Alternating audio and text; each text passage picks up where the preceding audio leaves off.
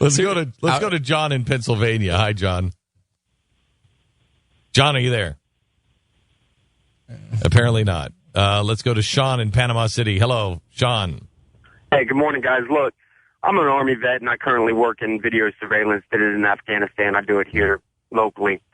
My comment is, look, this guy was on the wrong side of the battlefield at the end of the day.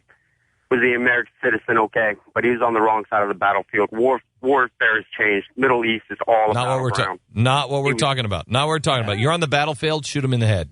Well, the point here, though, and I don't know if I'm the only one on the show here conflicted about this story, because I am with the drones and the strikes. And I think Sean's bringing up this point. This is a guy, yes, he was an American citizen. Yeah. He was also leading an Al-Qaeda cell trying to attack America. No, I'm not, again, Yes. Yeah. I am not concerned with somebody who is attacking, is part of an Al-Qaeda cell. But what this does is it gives the president or a high-ranking official yet to be named, and by the way, a lot of high-ranking officials now in the White House, former bloggers. Just want to let you know.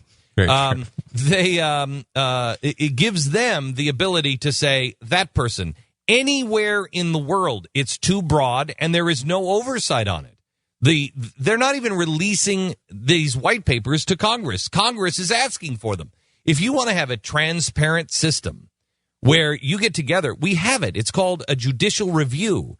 You get together with the judges and you have to present your case. Present your case. What are you saying here, Sean? You're saying this guy was leading Al-Qaeda, the same argument you are. Leading Al-Qaeda, he is clearly on the wrong side. Good. So go to a panel of judges and say, hey, this is what's going on. This wasn't a civil affair. This guy was caught on the battlefield. No, he wasn't.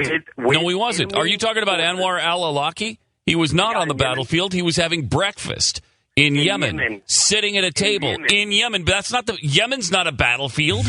Yes. Yemen, you can't just say because he was in Yemen, he's on a battlefield. That's nonsense. Now, I don't lose any sleep over al-Awlaki losing his life. Now, Glenn, the battlefield is broad. I've been over there. I've been to Iraq. I've been to Yemen. I've been to Jerusalem. I understand. That's been great. everywhere. And thank you. But that's not a battlefield. Hang on. So is the battlefield also here in the United States? It's no longer front lines. Right. I know. I know that. We don't know. We no longer. I get all of that. I get it. Is the battlefield also here in the United States? He was an enemy. Is the battlefield also here in the United States? No, sir. Once you're on our sovereign soil and you're an American citizen, if he was caught here with Al-Qaeda people, raid him, let FBI handle it, put him in the why? System. If he's the head of a cell, this why? Is not a civil thing. On the battlefield. See, here's the thing. Here's the thing, Sean. So any foreign soil is a battlefield. Yeah. Is that right? Yep. In the Middle East, yes, sir. Okay. Wow. Thank you, Sean. I appreciate it. Wow. Here's the thing. What I'm really concerned with, that's frightening. and this is what it is frightening. Anywhere in the Middle East, Israel's a battlefield. Okay. Saudi Arabia. Here's the frightening thing. That's also not defined by this white paper. You're not even narrowing it down. You're narrowing it down in your head, and you're saying, well, it's the Middle East. The only thing it defines is outside the United States. So that's the only thing.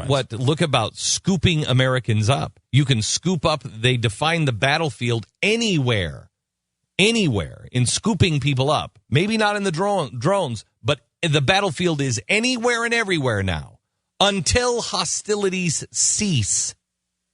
You are so foggy on all of this. So I can fly a drone over any country and I can just kill them.